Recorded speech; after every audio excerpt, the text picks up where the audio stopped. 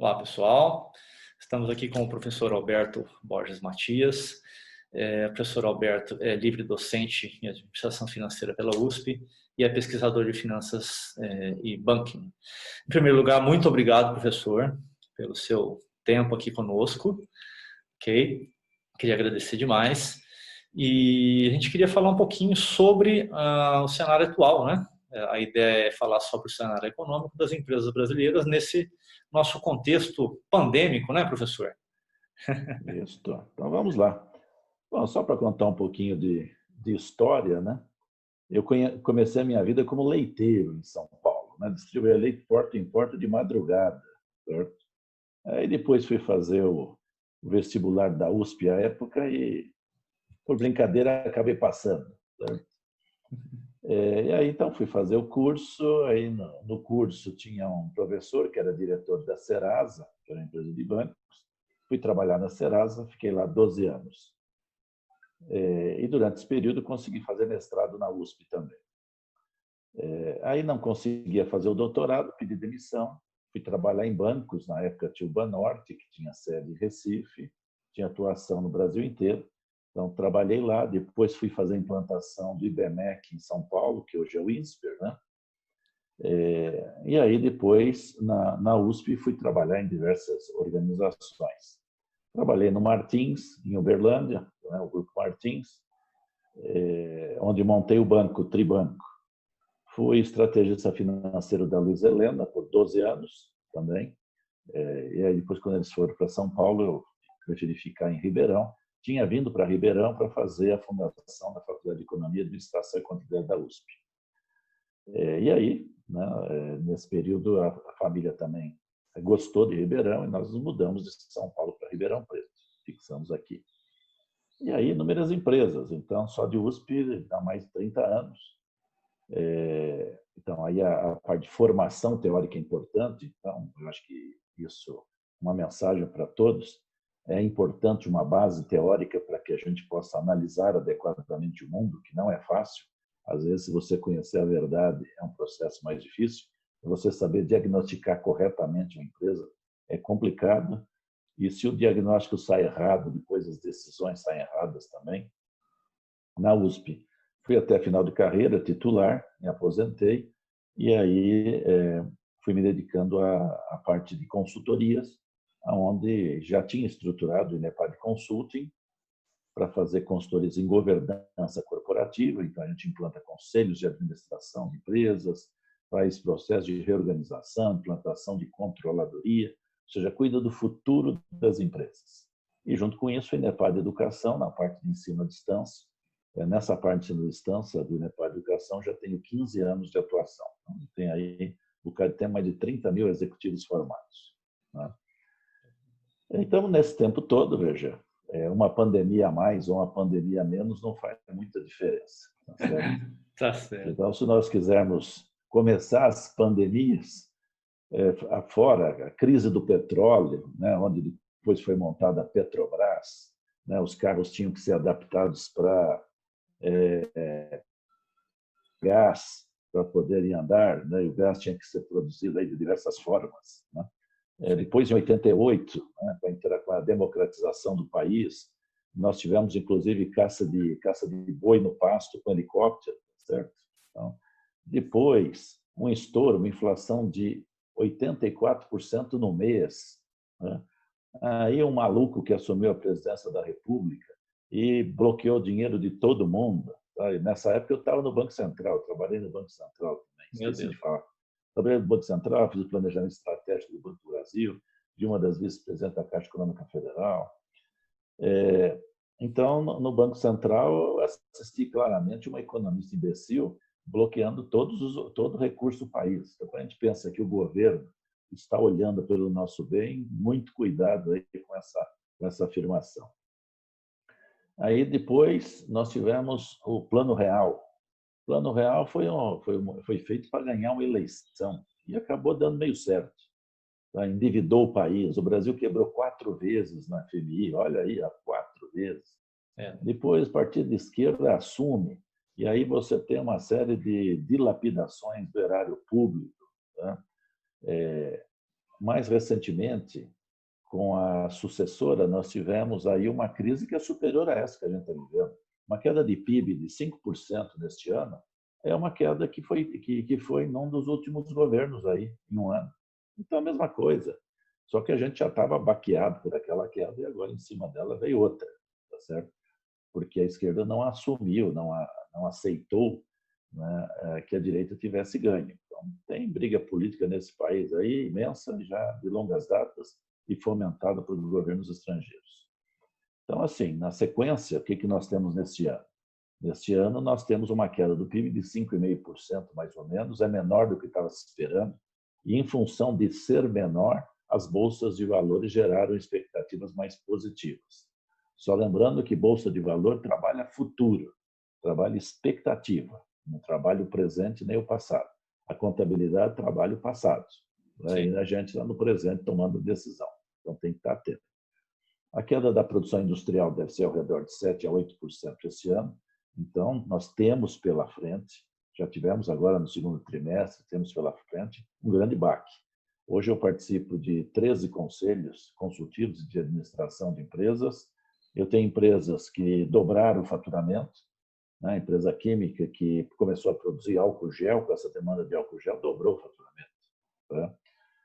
Eu tenho empresas na área de supermercados com crescimento de 25% em relação ao ano passado e que vai ter um arrefecimento agora desse faturamento nesse segundo semestre, tá? Tem empresas que estão faturando 30% do que faturavam, tá? E detalhe, a gente conseguiu fazer a empresa com lucro, tá?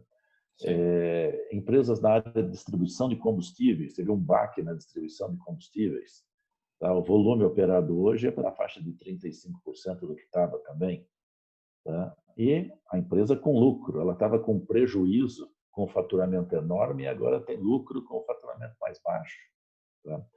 A taxa Selic, a taxa básica de juros, acabou caindo e deve fechar o ano na faixa dos 2% mesmo, que é a menor taxa que nós já tivemos. Então, todos aqueles que viviam de rendas financeiras, né, passam a buscar outras aplicações.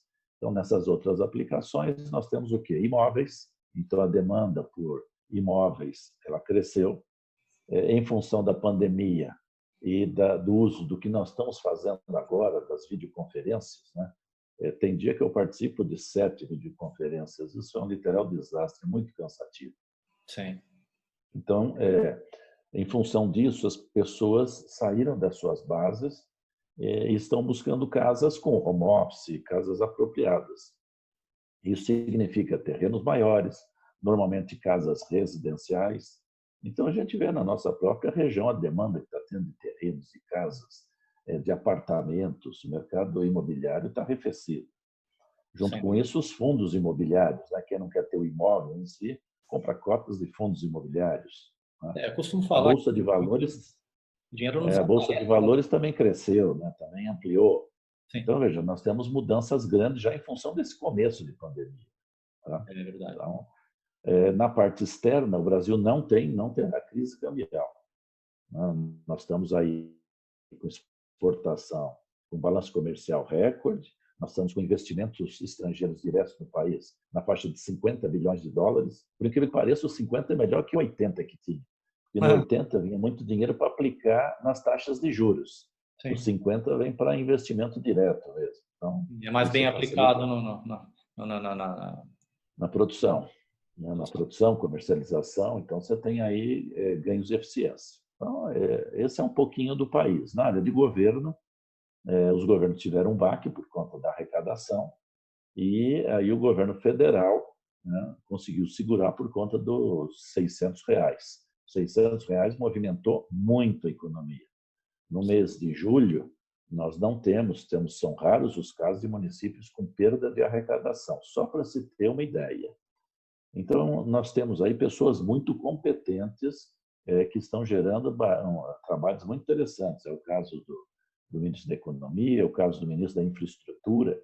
Nós estamos aí em obras da FIOL, que é a Ferrovia de Integração Oeste-Leste, que pouco se fala. A nossa imprensa é muito ruim, ela não passa o que acontece nesse país, né? A área de agricultura também, no avanço grande das exportações, da produção. Então, a coisa está crescendo. E aí, uma meia, com essa pandemia, uma meia guerra armada com a China, né? Porque a China exacerbou a sua ação. Então, ela quer um poder que ela não tem. Ela quer assumir um poder de todos os países, quer passar por cima. Então, eu acho que aí nós temos um problema aí pela frente. Ah, sem dúvida. Muito se tem falado, professor, sobre a dívida corporativa, né? A dívida das empresas, porque você tem papéis, né? Uma quantidade grande de estoque de papéis no mercado e agora com essa queda, né? De faturamento, como é que ficam esses papéis? Isso é renegociação? É redução? Né? Qual o futuro? Bom, tem as duas coisas, né? Porque se você tiver pós-fixado, já cai automaticamente, né? Sim. Pelo DI. Eu tenho participado de inúmeras renegociações de dívida, né? O custo tem caído muito, tem caído exorbitantemente. Só que precisa saber fazer a negociação, né? Porque senão o que vai parecer é que você não consegue pagar. Não é bem isso, tá? Nas duas situações, eu diria assim, a instituição financeira não quer receber aquele teu recurso, quer apenas ter certeza de que você está gerindo bem o recurso que ela te deu, tá? Eu trabalhei em banco. Um grande problema que você tem em banco é quando um grande cliente teu resolve ter a infeliz ideia de pagar o que te deve. Você vai ficar com aquele recurso líquido no banco. Fazer o Sim. quê? Tá certo? Então, você tem que administrar o recurso com o terceiro. O terceiro tem que saber fazer essa negociação. O grande problema é que esse terceiro não sabe fazer. Ele acha que o banco tem a obrigação de negociar com ele, de dar as melhores condições. Não é isso, não. Você tem que expor a tua empresa. Então, já começa lá com a contabilidade vagabunda de uma boa parte das empresas. A controladoria, muitas vezes, inexistente, ou as pessoas nem sabendo o que vão fazer na controladoria.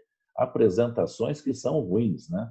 Então, nós estamos falando de um curso, os alunos que nos assistem normalmente ficam falando mal da didática dos professores. Mas quando eles têm que fazer uma apresentação para banco, vou te falar, a didática é uma lástima, tá certo? A dica aí, Então, pessoal. então o pessoal precisa acostumar a fazer apresentações, né, e defender a ideia. Então, a negociação de dívidas ela está acontecendo, inclusive de dívidas estrangeiras.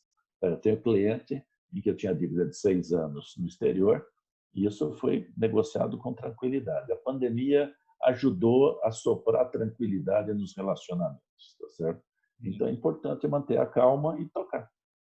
Tirando a questão sanitária da pandemia, que é gravíssima, né? O senhor acha que, assim, no cenário econômico, né, com base no que a gente já viveu, né, mais recente, em 2008, né, qual é a gravidade? Tirando a questão sanitária, eu acho que é gravíssima, né?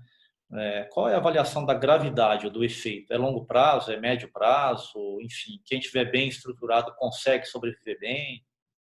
Bom, aí você atinge as pessoas e às vezes as pessoas são donos e diretores, né? Então você tem a pandemia atingindo psicologicamente as pessoas. Muitas pessoas foram abaladas.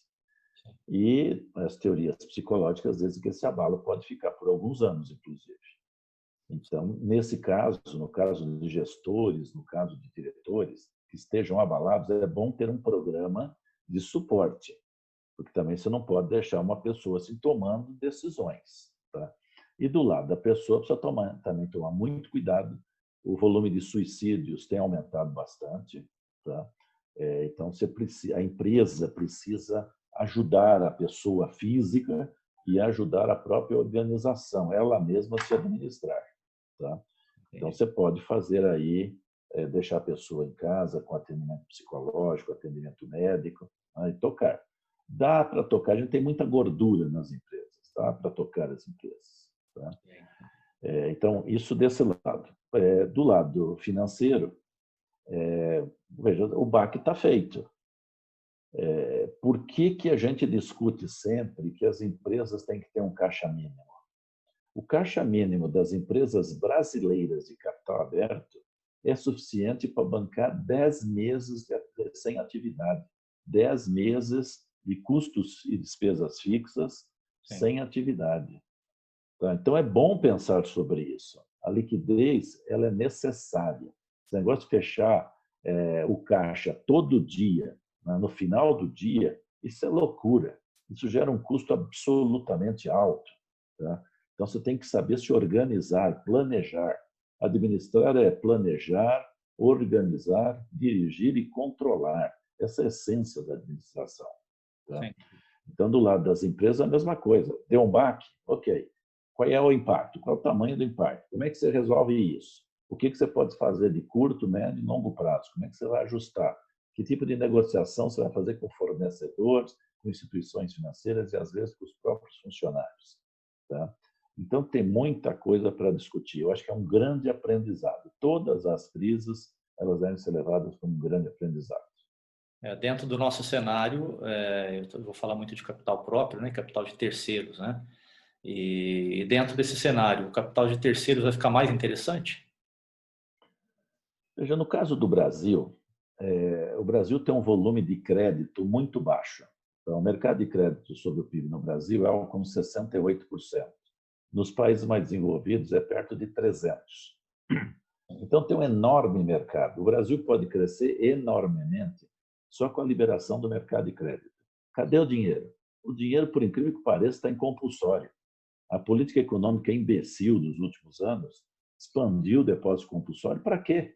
Então, o Brasil precisa crescer e os babaca fazer o quê? Guarda o dinheiro.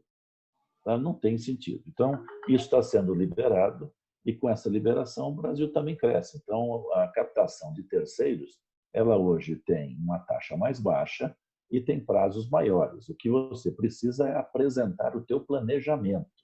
Então, do lado da empresa, não é o orçamento. E o orçamento não é de um ano, o orçamento é de 3 anos.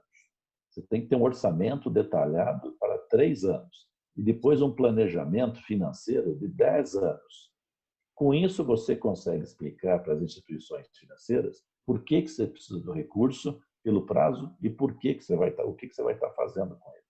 Sim. O que se ouve muito dos empresários, principalmente dos pequenos e médios, é que aquilo que o governo anuncia, né, sobre linhas de crédito, na verdade, quando você vai até uma instituição financeira, você não consegue isso, né? A culpa é de quem? Não, Então, é aí, mais do aí empresário tem que algumas, ah, aí tem algumas coisas, né? Dentro da família mesmo, eu tenho pessoas que trabalham na gerência de bancos. Então, uma delas é assim: o governo libera um recurso. No que ele libera o recurso, sai todo mundo correndo atrás do recurso. sim, Então, o que que você tem? Você não tem recurso para todo mundo, essa é a primeira. E segundo, as instituições financeiras não têm estrutura também para atender uma demanda desse tamanho. Tá? Então, aí as empresas precisam entender isso. E elas não estão preparadas. Quando nós vamos discutir, eu quero recurso. Tá bom, mas você quer um recurso para quê? Muitos vão lá buscar o recurso porque ele tem uma taxa baixa. Só sim. que o grande problema dos empréstimos não é até pagar a taxa de juros, é pagar o principal. Se você não tiver planejado para usar o recurso, você está mal. E a instituição financeira quer uma garantia do uso adequado do recurso para que você depois possa devolver. Sem dúvida. Que é Tá? Então, grande parte do problema aí da captação de recurso é de exposição das razões e do porquê. O que você vai estar fazendo com o recurso?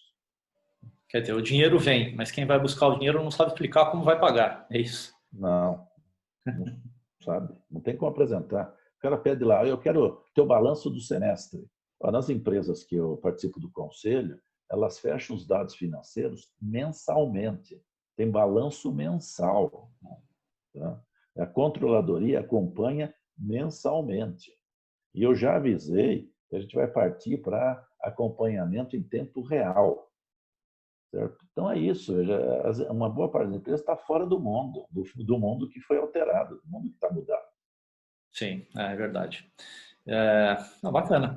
A questão do novo do mercado agora, né? A gente está vendo o nascimento de empresas que, assim, eu nunca tinha pensado, né, que iam surgir, né? E o delivery é um grande Isso.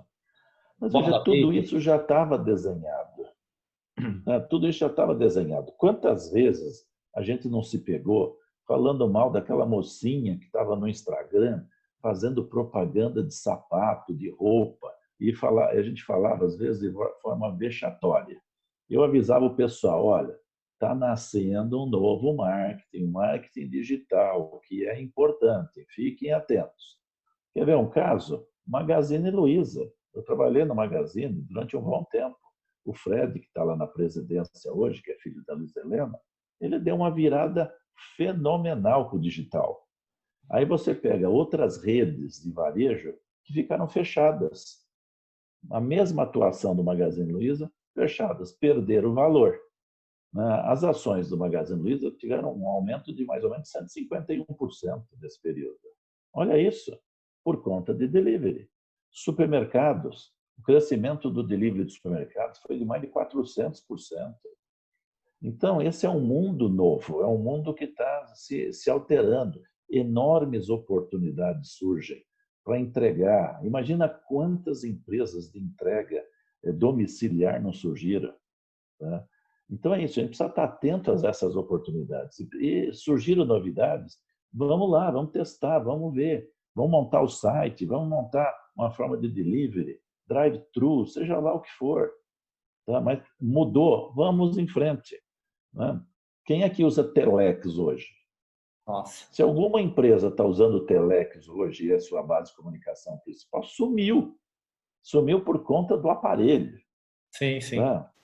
Quem é que está usando o telefone fixo hoje? Então, É verdade. quem está usando está ficando para trás. Essas coisas não têm muito tempo. Tá? Sim. O próprio celular, tá? O WhatsApp e outras formas, tem que estar tudo integrado.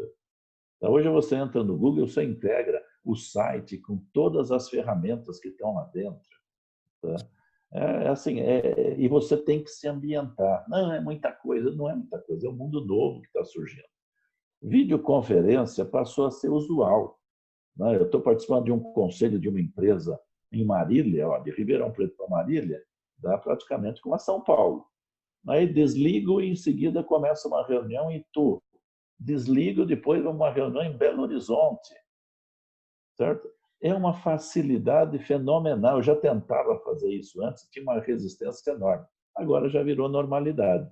O executivo que não tiver ambientado com esse mecanismo está fora do mercado.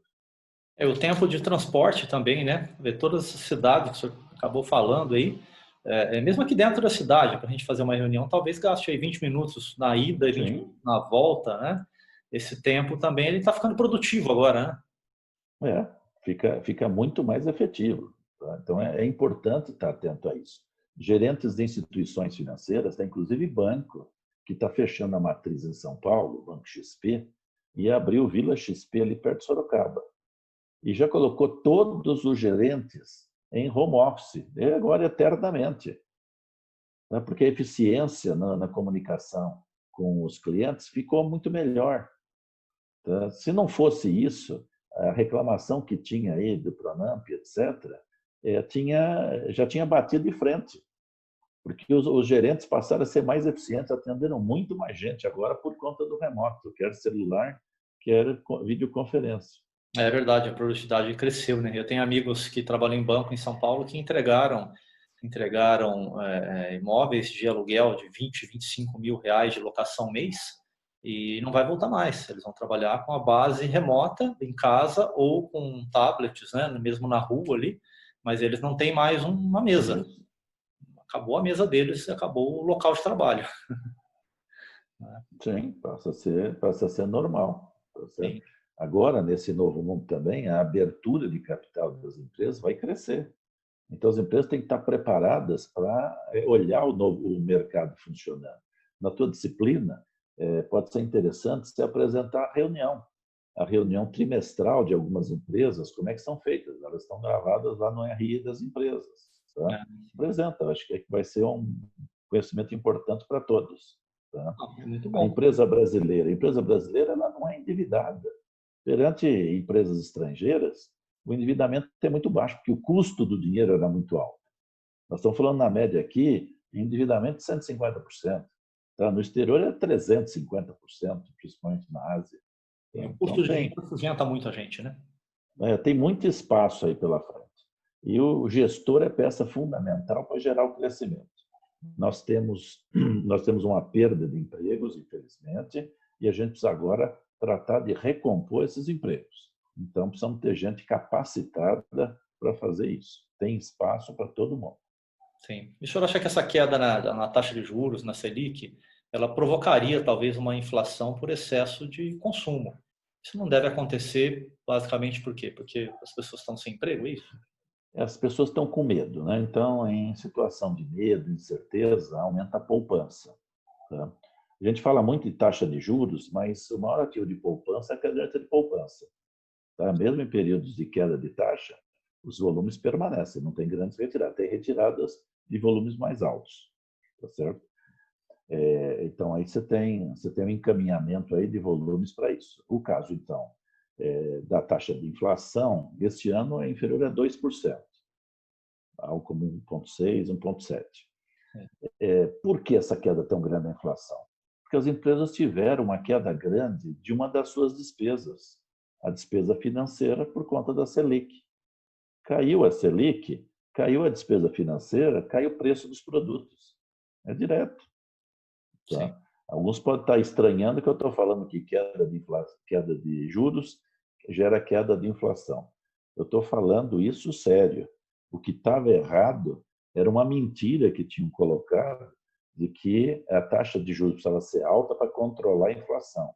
Isso era uma mentira para todo mundo aceitar taxa de juros elevadas. Então, nós vivemos esse período de mentira durante um bom tempo. Tá? Por isso que eu falo, é importante todo mundo ter capacidade de entender a realidade. Tá? Atrelado à capacidade de consumo também, né? Porque se a taxa de juros cai, mas a gente não tem uma capacidade de gasto, de consumo, não gera inflação, né? Mas olha, você tem um mercado meio aberto, né? Então, mesmo que você gere um aumento da demanda de alguns produtos, como foi o caso, alguns produtos tiveram supermercado. No supermercado nós tivemos crescimento de alguns itens, tá? Alguns itens agrícolas. Só que agora para frente a produção aumenta desses produtos agrícolas. As pessoas estão ficando mais tempo em casa, estão consumindo mais alimentos, alimentos específicos, tá? Alimentos de maior saúde. Então, esses alimentos tiveram crescimento de preço. Tá? Mas o impacto na inflação está aí, ó, 1,6.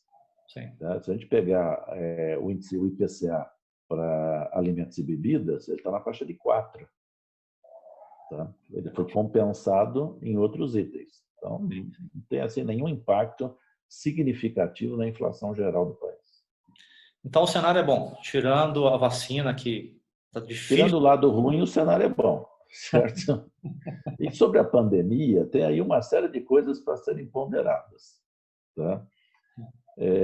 Se você pegar, nós temos dos 100 mil mortos por Covid, 2/3 disso foram doenças que mudaram de nome. Então, se você pegar os registros de cartório civil, você vai ver que pneumonia caiu, mudou de nome. Era pneumonia, virou Covid. Virou Covid. Então, o Covid não é isso que está sendo falado. Tá? E também, quantas pessoas morrem no Brasil por mês? Sabe? 104 mil na média, por mês. Independente da Covid. Independente da Covid.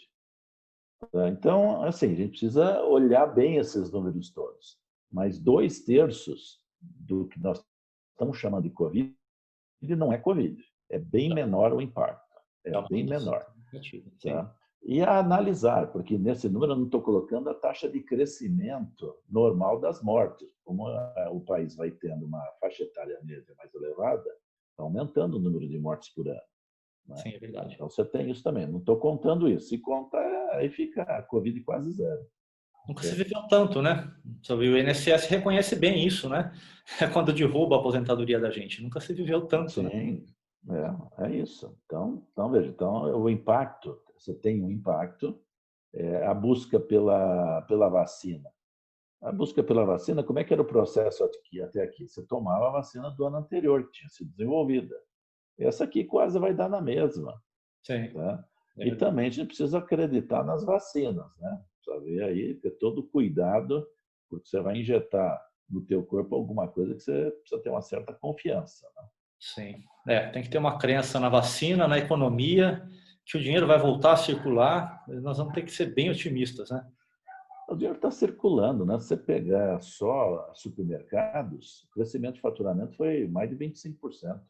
Sem dúvida. O dinheiro não Né? desaparece. Eu costumo falar em aula, né? O dinheiro, o estoque de dinheiro, né? Ele não se desintegra, né? Ele apenas Não, toma um fluxo ele diferente. vai girando. Ele vai girando. Tá? Sim, Você tem uma queda por conta de alguns setores, uma boa parte dos setores tem queda de faturamento, segundo e terceiro trimestre, e vão recompor. O PIB do país, PIB de 2019, nós vamos levar como 2 anos e meio para recuperar. Então, nesses 2 anos e meio, é um processo de grandes oportunidades. sim, sem Tá? dúvida. Eu acho que a perda a gente já tem que anotar a perda. A perda de tanto, coloca nos dados e ponto. E vamos para o orçamento. Vamos viabilizar um novo orçamento. Essa perda já está no mínimo. Essa perda já está, essa já existe, não é mínimo, né? Essa perda de PIB dá 5,5%. Sim, sim. Tá? De gastos, ela está dando 8% do PIB. Gastos de governo federal, 8% de PIB. São números altos. Sem dúvida. Tá? O PIB está caindo 5,5%, mas no Reino Unido deve cair 10%. Então, os países europeus estão com problemas mais sérios. Sem dúvida. Tá? Então, a gente tem que estar atento a tudo isso. Mas grandes oportunidades. Né? O mercado de agronegócio vai crescer. Tá? A indústria está se recompondo, tem aí alguns componentes diferentes. A indústria automobilística está com o lançamento do carro elétrico. O carro elétrico é o perfil do Brasil, né, na energia elétrica. Sim. Então, todo o equipamento para gerar a energia elétrica do automóvel está muito ligado com a geração de energia elétrica hidrelétrica das usinas, né, termoelétrica, e aí vai, a gente tem esse conhecimento. Então, basta recompor. Nós estamos perdendo que governos anteriores, sacanamente, né, fizeram uma valorização do real para exportar a nossa indústria para a China. Tá certo? Então, Sim. precisamos tomar cuidado com essas coisas. E assim, precisamos controlar o governo, porque o governo mata a gente. É verdade. Controlar o governo. E para os nossos profissionais, o que o senhor deixa aí de boa notícia para os nossos Não mudou controllers? muito, não. Eu participo do planejamento estratégico do Banco do Brasil e da formação do pessoal. Né? Já fiz formação grande lá. Eu digo para eles assim, ó, como objetivo, nós temos que fazermos 6 MBAs, tá? Como meta. Por quê? Porque a gente precisa ter uma visão mais generalista. A forma que a gente tem de se enganar sobre o mundo é na especialidade. A especialidade, ela serve para atividade técnica, mas para atividade de gestão, você precisa ter uma visão mais generalista. A especialidade, ela te engana.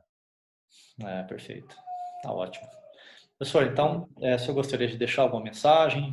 O que o senhor deixa para nós aí? Vamos A encerrando. mensagem é o seguinte, ó, vamos reconstruir de novo, não tem problema, já reconstruímos tantas vezes nesse país, vamos lá.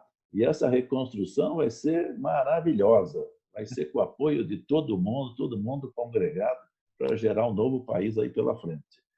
Perfeito. Daqui a 3 anos, temos um Brasil diferente, um Brasil poderoso, e temos que participar desse processo. Ótimo. Nós vamos retomar nossa conversa, com certeza, daqui a 3 anos, falando só de coisa boa. Pode anotar. Tem coisas boas e tem coisas ruins. O crescimento também tem seus problemas. Você vai precisar se endividar mais, a necessidade de capital de giro vai aumentar, a necessidade de máquinas e equipamentos vai aumentar. Eu tenho um cliente que tem uma fábrica que nós dobramos a capacidade tem mais ou menos 3 anos. Mais 2 anos, vamos precisar dobrar de novo. Nossa. Este é o Brasil. Esse país é fenomenal, é fantástico. Que bom, que bom. Professor, muito obrigado. Nosso imenso prazer em falar com o senhor. Eu tenho certeza. Eu que agradeço. Se eu fui útil, está ótimo. O pessoal do curso aqui realmente foi de grande valor. Muito obrigado mesmo. Um grande abraço, um enorme abraço para o senhor. Eu que agradeço. Abraço a todos, felicidades e sucesso a todos. Não desanimem. Não pode desanimar. Tem que estar animado e olhar para o futuro com vigor. Um forte abraço a todos. Abração, tchau. Muito obrigado.